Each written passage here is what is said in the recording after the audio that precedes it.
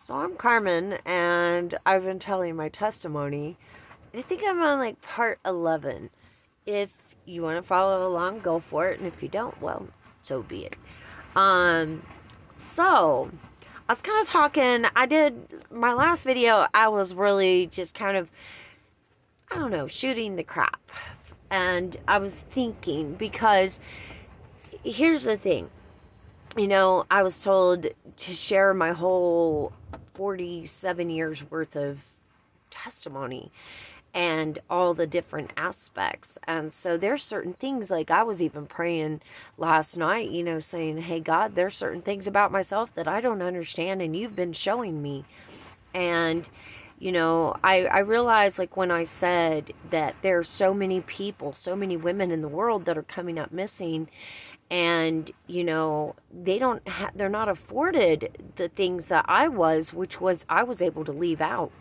you know I've got battle wounds all over, and right now I've got a filter on because I look like crap, and I feel like it too. In fact, my arm is swollen right now. I've been doing a lot of work. You could see the different bumps in there, but I'm off grid, and I've got to wash my clothes by hand, and I've been cooking in a fire pit because my propane stove broke, and I'm out here alone. So there's like 2 gas stations and a small general store that has very little.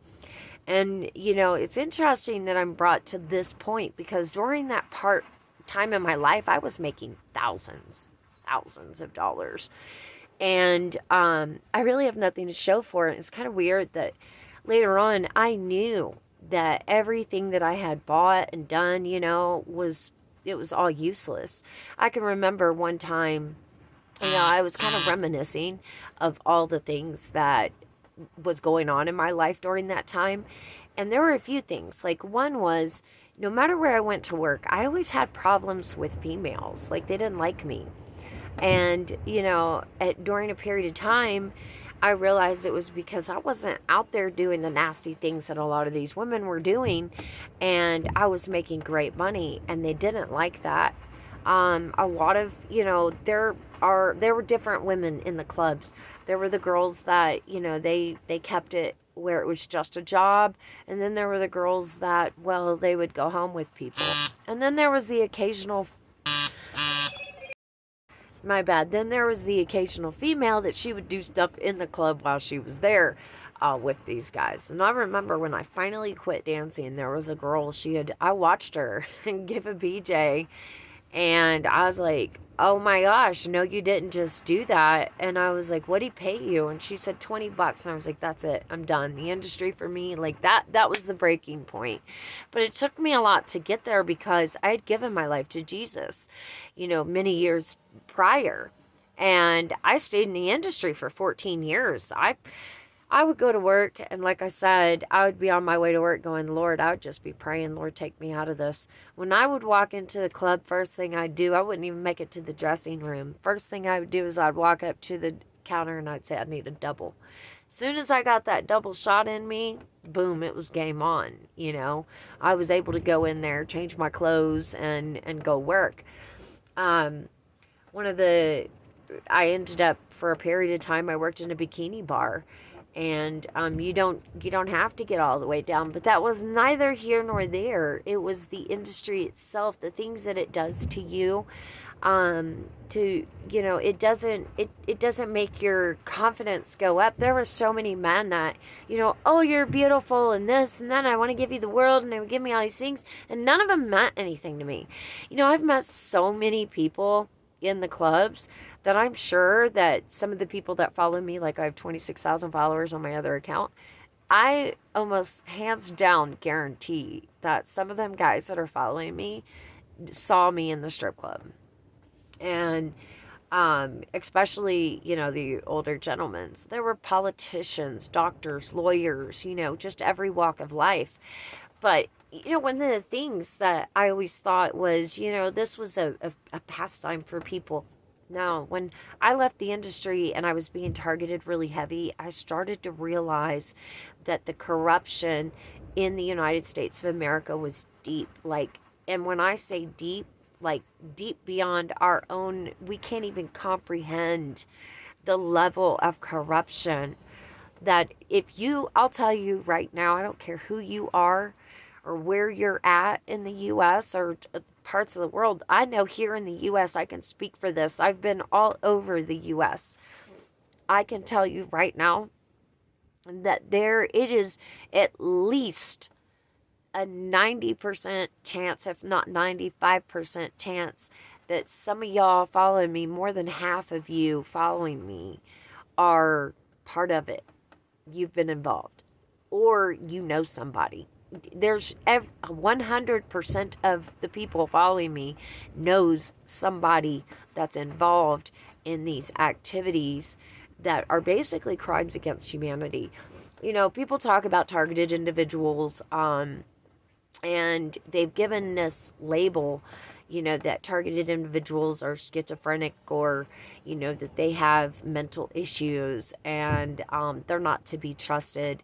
And the way the system is designed, it does appear to be that way for some. Whereas, like, there's this guy on TikTok, and I'll go somewhere with this over the course of my testimony. There was this guy on TikTok who said that they had done witchcraft and that they were talking through his voice. And one day he was fighting one hand to the other hand for a phone, you know, over his own phone. He's like, give me my phone, and pulling it away, and you know, doing this. And people were like, God, you look crazy. Something's wrong with you. And he did a video, and he said, they've taken control of my arms and my legs. Most people that don't know about this stuff says this is crazy talk. Anyone who does know about it knows the neural network exists. You know, people say, I hear voices in my head, and they're like, oh man, you must be bipolar, you know, or schizophrenic or something. There's voice to skull technology. And how I come to learn this, though, was, number one, in the club, there was one thing that I remember, and it was brought up yesterday as I was talking to the Lord, where I asked a gentleman one time, you know, hey, what do you do for a living? And he said, if I told you, I'd have to unalive you. And I was like, what? I thought the guy was joking. The guy was telling the truth. He's telling the truth. And I didn't realize it then. I didn't see what I saw until I came out of there. You want to know something?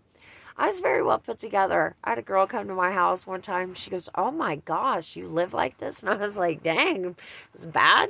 She's like, heck no. She says, I've never been to a dancer's house that lives so nice. And I was like, well, don't you live nice? Like, isn't that why you dance? You know, and she was like, well, you know, my house is okay, but not like this. And so I went over to her house one day, and, you know, you could tell that she didn't put much thought into the things that she purchased. I had my curtains and my lamps and everything cost a pretty penny.